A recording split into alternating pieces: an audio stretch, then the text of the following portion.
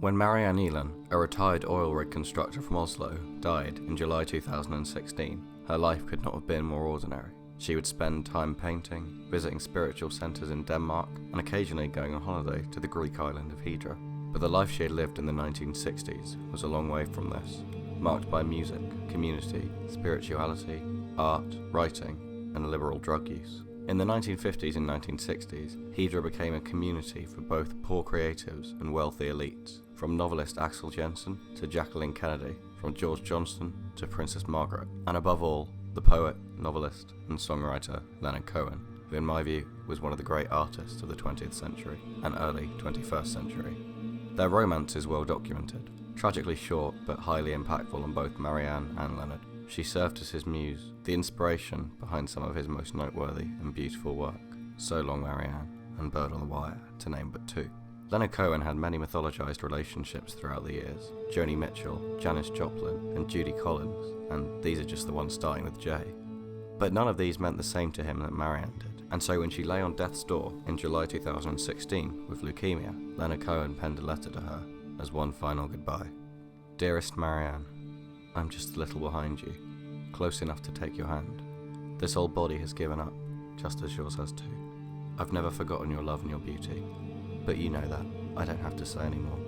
Safe travels, old friend. See you down the road. Endless love and gratitude, your Leonard. Marianne died days later, and Cohen himself would only live a little over 4 months more before leukemia would take him too. I feel this letter reveals much about Leonard Cohen, the values he places in love and his views on death, two things that have permeated much of his work. One value of his is mutual ownership in love. He once said that love is when your woman becomes your content and you become her content. That's love. And his final words to his long-lost lover, calling himself her Leonard, echoes the sentiment and beautiful simplicity of his famous line, "Here I stand, I'm your man." Here I stand, I'm your man. He describes his body as having given up, this disconnect between the cerebral and the physical being something that would shine through as a theme on the final release of his lifetime, You Want It Darker.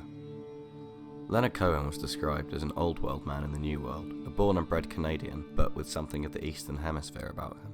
His Jewish faith and connection to Israel may be one contributing factor. As a Sabbath-observant Jew his whole life, Cohen would often speak Jewish prayers in Hebrew to his audiences, and some of his most famous works, such as Dance Me to the End of Love, have a distinctly Jewish-sounding instrumental.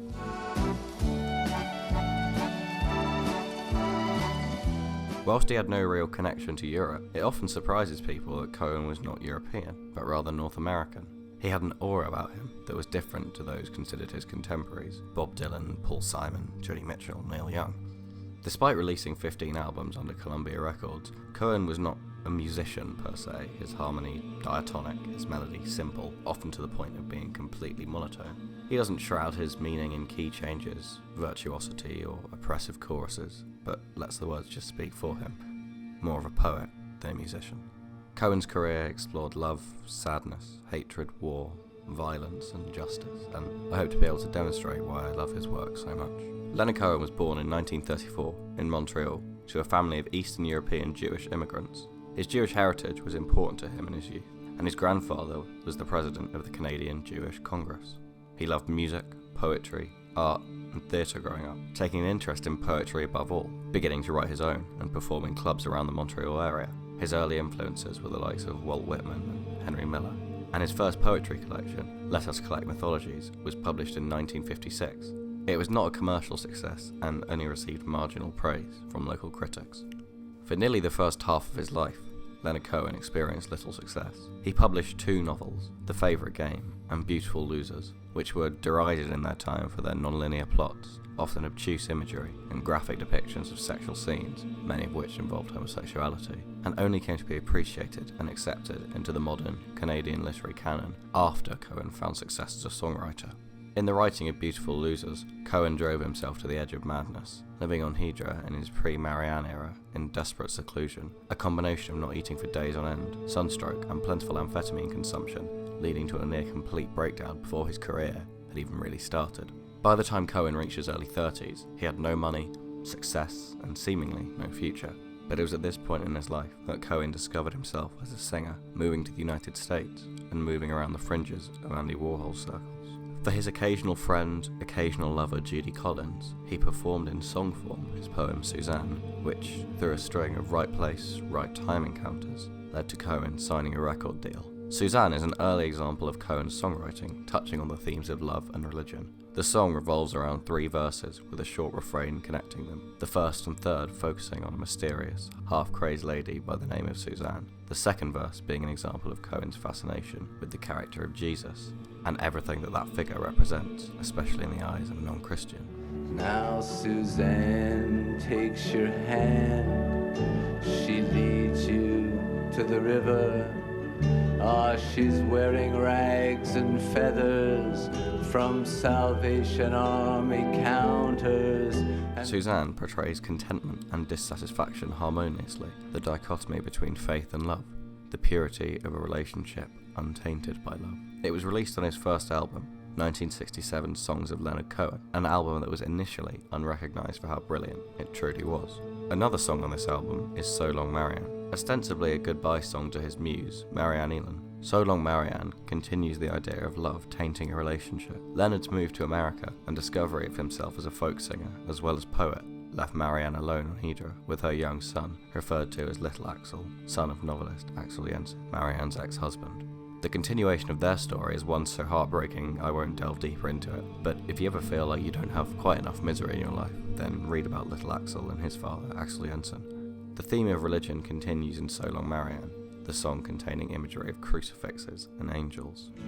We met when we were almost young,